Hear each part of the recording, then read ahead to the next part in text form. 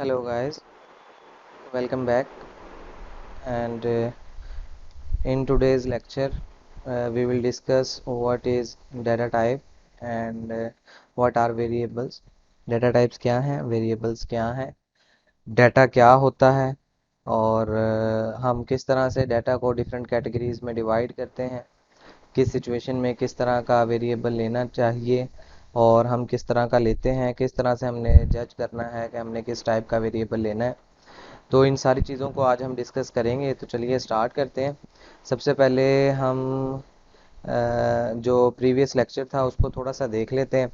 उसमें कुछ चीज़ें थीं जो कि कल के लेक्चर में स्किप हो गई थी और मुझे लगता है कि हमें डिस्कस कर लेनी चाहिए थी।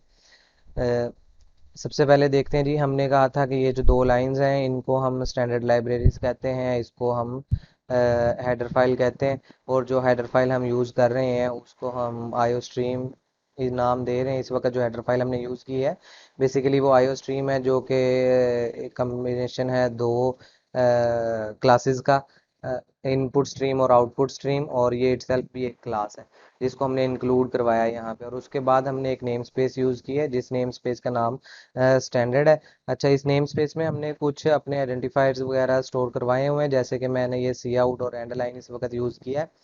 अच्छा, अगर मैं इसको यूज़ नहीं करता तो मेरा प्रोग्राम जो है वो मुझे एरर देने लग जाएगा। जिस तरह से ये आपको नज़र आ रहा होगा कि यहाँ पे ये रेड लाइन आ रही है इस वक्त, ठीक है, इन दो जगहों पे, क्योंकि यहाँ पे मेरे प्रोग्राम में एरर आ रहा है। अगर मैं इसको रन भी करता हूँ तो आप देखें कि ये मुझे एरर देगा, ये देखें, ठीक है। अब ये मुझे एरर दे रहा है, तो अगर मुझे ये एरर रिमूव करने हैं तो मुझे क्या करना पड़ेगा, मुझे इन सारी चीज़ों के साथ एसटीडी लगाना पड़ेगा। तो इस तरह से अगर मैं इसको यूज़ करूँगा तो फिर ये मुझे एरर नहीं देगा।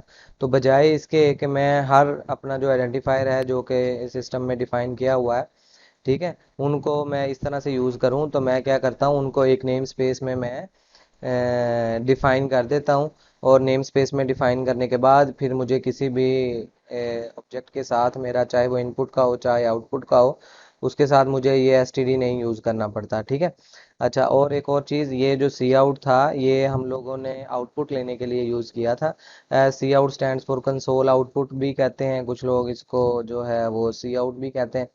और ये इंसर्शन ऑपरेटर है। यहाँ पर हम जो है स्ट्रीम्स की बात कर रहे हैं कि हमने कहा था आउटपुट स्ट्रीम है। तो यहाँ पर दो स्ट्रीम्स होती हैं हमारे पास, जो कि एक स्ट्रीम चलती है आपके कंसोल से आपके सिस्टम की तरफ, और दूसरी स्ट्रीम जो होती है वो आपके कीबोर्ड से या जो आपका इनपुट डिवाइस है उससे सिस्टम की तरफ चलती है।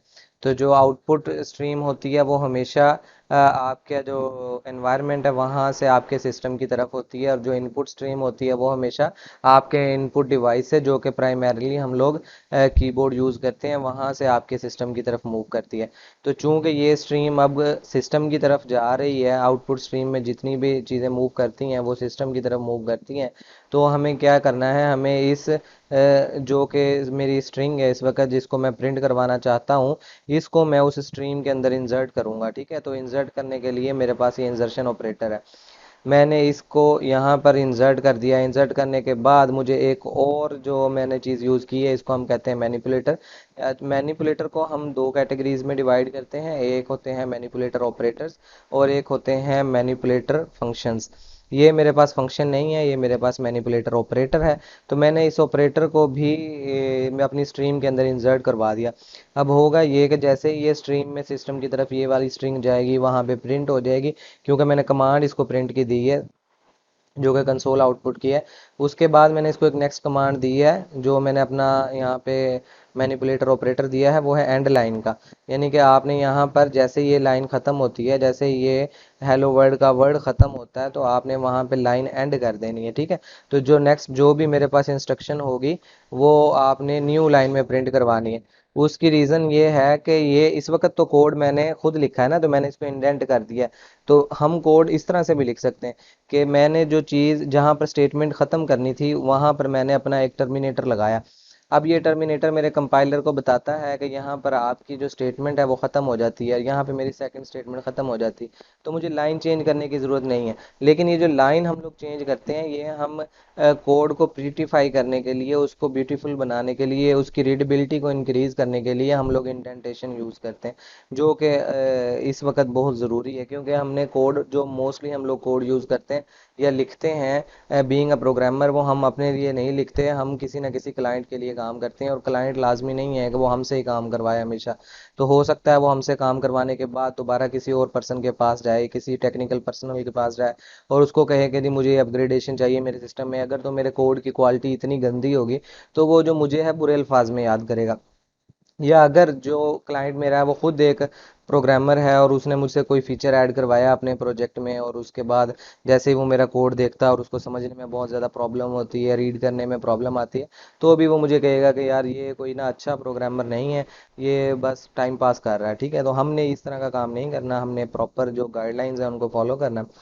अच्छा जी, अ, हम बात कर रहे थे एंड लाइन की, जो कि हम कह रहे थे कि मैनिपुलेटर ऑपरेटर है, तो ऑपरेटर क्या करता है, ऑपरेशन परफॉर्म करेगा। तो इसने ऑपरेशन जो परफॉर्म करना है वो ये है कि इसने यहाँ पे लाइन ब्रेक करवा देनी और नेक्स्ट जो भी इंस्ट्रक्शन होगी वो न्यू लाइन पे चली जाएगी। ये तो था हम लोगों का कल तक का लेक्चर, और ये हमारा मेन फंक्शन था, ये मेन फंक्शन की बॉडी है, और इस कंप्लीट को हमने कहा था कि ये मेन फंक्शन की डेफिनेशन है, और ये मेरा जो फंक्शन है उसकी रिटर्न टाइप है वॉइड। अब जो है जी, हम आज के लेक्चर की तरफ मूव करते हैं। तो आज का जो लेक्चर है वो ये है कि डाटा टाइप्स क्या हैं।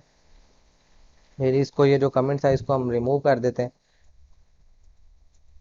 व्हाट इज़ डाटा, ये हमारा प्राइमरी क्वेश्चन है आज के लेक्चर का। और इसके बाद जो है जी, हम डाटा को कैटेगराइज किस तरह से कर सकते हैं। ठीक है, और फिर नेक्स्ट हम देखेंगे कि हम वेरिएबल्स के बारे में भी आज बात करते हैं या नहीं करते। फिलहाल हम इतनी बात कर लेते हैं। तो डाटा क्या है जी, चाहे कंप्यूटर साइंस और कंप्यूटर प्रोग्रामिंग की बात करें ना, तो जो डाटा टाइप है या सिंपली जो हम टाइप की बात करते हैं वो एक एट्रीब्यूट होता है डाटा का, जो कि हमारे कंपाइलर को या इंटरप्रेटर को बताता है कि प्रोग्रामर जो है वो डाटा को किस तरह से यूज़ करना चाहता है। और जो हमारे पास मोस्ट प्रोग्रामिंग लैंग्वेजेस होती हैं वो कुछ बेसिक डाटा टाइप्स को सपोर्ट करती हैं, लाइक इंटीजर नंबर्स हैं, फ्लोटिंग पॉइंट नंबर्स हैं, करैक्टर्स हैं, बूलियंस हैं।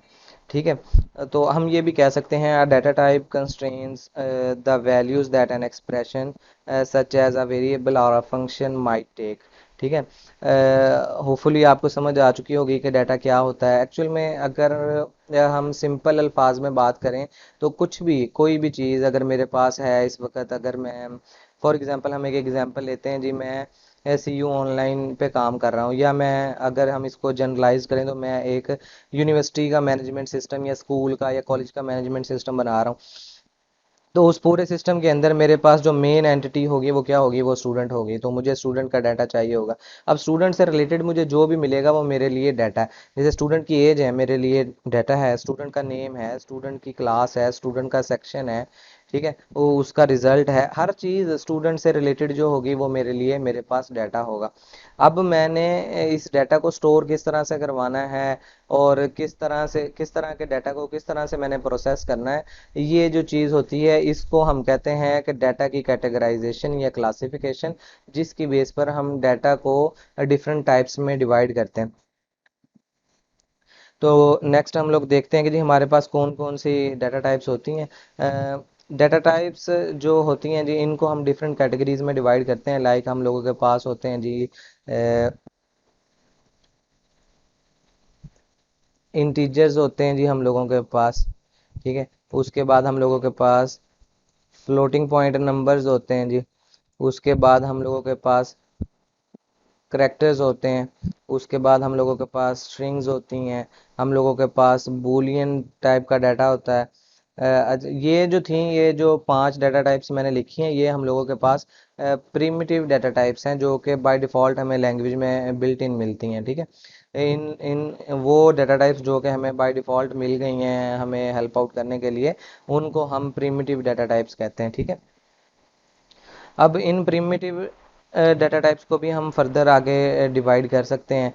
जैसे कि हम मशीन डाटा टाइप्स हैं, ठीक है, और बूलियन है हमारे पास, न्यूमेरिक है, न्यूमेरिक को फर्दर हम आगे कैटेगराइज कर सकते हैं। रहेंगी ये पांच ही, यानी कि हम इसकी क्लासिफिकेशन करते जाएं, वो चीज़ें कॉम्प्लेक्स होती जाएंगी, लेकिन हम फिलहाल इसको इसी तरह से रहने देते हैं। इंटीजर्स में हमें पता है कि कोई भी होल नंबर होगा तो वो हमारे पास इंटीजर में आएगा, उसकी रेंज क्या होगी वो डिपेंड करता है कि हमारे पास डाटा किस टाइप का है, ठीक है। वो हमारे पास शॉर्ट इंटीजर है, वो हमारे पास लॉन्ग इंटीजर है, वो डिपेंड करता है कि हम किस तरह का डाटा स्टोर करवाना चाह रहे हैं और किस तरह की प्रिसीजन हमें चाहिए। उसके बाद हम लोगों के पास रियल नंबर्स आ जाते हैं, या आइडेंटिकल टू रियल नंबर्स जो होते हैं, उनको स्टोर करने के लिए हम फ्लोटिंग पॉइंट यूज़ करते हैं, ठीक है, फ्लोट की डाटा टाइप यूज़ करते हैं। उसके बाद अगर हमारे पास सिंगल करेक्टर्स हैं तो हम करेक्टर की डाटा टाइप यूज़ करेंगे। अगर सीक्वेंस ऑफ करेक्टर्स है या कम्बिनेशन ऑफ करेक्टर्स हैं तो हम लोग स्ट्रिंग की डाटा टाइप यूज़ करेंगे। देन हम लोगों के पास अगर हमने ट्रू फॉल्स, या हम लोगों के पास कोई भी फ्लैग टाइप का डाटा है तो हम उसके लिए बूलियन यूज़ करते हैं, ठीक है जी। देन हम लोगों के पास आ जाती हैं जी कंपोजिट टाइप्स। ये थी हम लोगों के पास प्रिमिटिव डाटा टाइप्स, और फिर हमारे पास आती हैं कंपोजिट टाइप। कंपोजिट टाइप में हम लोगों के पास एरेज आ जाती हैं, रिकॉर्ड आ जाता है, यूनियन आ जाता है, इनमरेशन आ जाएगी, सेट आ जाएगा, ऑब्जेक्ट आ जाएगा, ठीक है। ये थोड़े से एडवांस लेवल की चीज़ है, जिसको इनको हम कह सकते हैं कि समहाउ हम ये भी कह सकते हैं कि ये ड्राइव्ड डाटा टाइप्स हैं, ठीक है। कि ये इन पांच को यूज़ करके अगर मैं कोई नई चीज़ बनाता हूँ तो वो मेरी कंपोजिट बन जाएगी, या मैं उसको कह सकता हूँ कि मेरी डिराइव्ड डाटा टाइप होगी, ठीक है जी।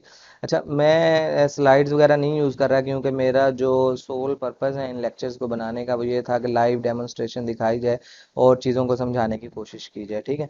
तो मैं स्लाइड्स पे इतना ज़्यादा फोकस नहीं करूँगा।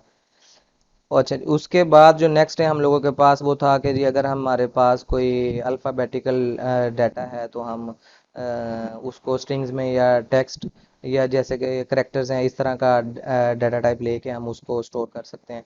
हम कंपोजिट की बात कर रहे थे, तो कंपोजिट में सिर्फ यही है कि जी हम इन पांच को यूज़ करके अगर मैं इन पांचों के कम्बिनेशन से कोई भी डाटा टाइप बनाता हूँ तो वो मेरे पास कंपोजिट या डिराइव डाटा टाइप होगी। वो मैं उनके नेम्स मैंने आपको बता दिए, ठीक है। और जी हम लोगों के पास एक और डिराइव डाटा टाइप होती है जिसको हम पॉइंटर कहते हैं, पॉइंटर एंड रेफरेंस, ठीक है। ये दो अलग अलग चीज़ें हैं, इनको मिक्सअप नहीं करना। Pointers is something else and reference is something else, ठीक है। और उसके बाद सबसे लास्ट में हम लोगों के पास आ जाती हैं जी abstract data types. Abstract data types, अभी हमने ऑब्जेक्ट की बात की थी जब हम कंपोजिट की बात कर रहे थे, तो ये उसी से रिलेटेड है। अगर फिर अगेन कंपोजिट की बात जब मैंने की थी तो मैंने कहा था इन पांच के कम्बिनेशन से अगर मैं कुछ बनाता हूँ तो वो कंपोजिट कहलाती है, और जो एब्स्ट्रैक्ट होती है वो भी इन्हीं पांच के कम्बिनेशन से ही बनती है। लेकिन एब्स्ट्रैक्ट के अंदर मेरे पास एब्स्ट्रैक्ट जो डाटा टाइप है या यूज़र डिफाइंड जो डाटा टाइप है उसमें मेरे पास ऑप्शन ये है कि मैं ये पांच तो यूज़ करूंगा ही करूंगा। इन पांच को यूज़ करके अगर मैंने कोई अपनी डाटा टाइप बनाई है तो उसको भी मैं उसके अंदर इंक्लूड कर सकता हूँ। तो ये मेरे पास जो है बेनिफिट मिल जाता है मुझे यूज़र डिफाइंड डाटा टाइप या एब्स्ट्रैक्ट डाटा टाइप में। उसकी एग्जांपल में हमें क्यू मिल जाएगा, सेट मिल जाएगा, स्टैक है, ट्री है, ग्राफ है, लिस्ट है, हैश है, स्मार्ट पॉइंटर है, जो कि एक एब्स्ट्रैक्ट काउंटर पार्ट है हम लोगों के पास पॉइंटर का। जो दोनों ही जो हैं वो रेफरेंसेस होते हैं, ठीक है। तो ये हम लोगों के पास कुछ डाटा टाइप्स थी। अच्छा, अब हम लोग बात करते हैं जी, सबसे पहले हमने क्या देखा था जी, डाटा क्या होता है, फिर हम लोगों ने डिस्कस किया कि डाटा टाइप्स क्या हैं। तो हम लोगों ने प्रिमिटिव डाटा टाइप्स पांच यहाँ पे देखी। उसके बाद हमने कहा था कि जी हम लोगों के पास कंपोजिट डाटा टाइप्स भी होती हैं, और फिर हमने कहा जी हमारे पास एब्स्ट्रैक्ट डाटा टाइप्स भी होती हैं, ठीक है जी। कंपोजिट में हमने क्या कहा था जी कि एरे होगी हम लोगों के पास, और एरे के अलावा भी हमने चार पांच नाम देखे थे। जैसे कि हम लोगों के पास था जी रिकॉर्ड था, उसके बाद यूनियन था, उसके बाद हम लोगों के पास एनमरेशन था, ठीक है जी, सेट था। तो सेट वैसे बेसिकली एब्स्ट्रैक्ट डाटा टाइप में आता है। और उसके बाद यहाँ पर हमने कहा था जी सेट है हमारे पास, उसके बाद हमने यहाँ पे क्लासेस हैं जिनको यूज़ करके हम अपनी कोई भी एब्स्ट्रैक्ट डाटा टाइप बना लेते हैं। उसके बाद हमने कहा था जी स्टैक है, क्लासेस को यहाँ से रिमूव कर देते हैं क्योंकि ये क्लासेस ही यहाँ पे यूज़ होती हैं। उसके बाद हमने कहा था कि जी हम लोगों के पास क्यू है, ट्री है, ग्राफ है, जो कि एब्स्ट्रैक्ट डाटा टाइप्स में आते हैं। ये कुछ एग्जांपल्स हैं हम लोगों के पास, और इसको भी नाम दे लेते हैं हम कि प्रिमिटिव डाटा टाइप। ठीक है जी। तो ये प्रिमिटिव डाटा टाइप्स हैं, ये कंपोजिट हैं, ये एब्स्ट्रैक्ट हैं। हो सकता है कि मैं कोई एक आधी डाटा टाइप यहाँ पे भूल गया हूँ, तो उसके लिए माजरत। ठीक है जी।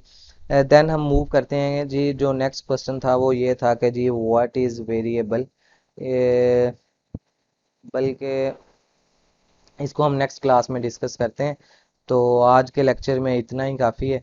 तो नेक्स्ट लेक्चर में हम देखेंगे विद एग्जांपल के वेरिएबल क्या है, और उसको हम किस तरह से यूज़ करते हैं, किस तरह से डिक्लेयर करते हैं, किस तरह से इनिशियलाइज करते हैं। So till then, bye.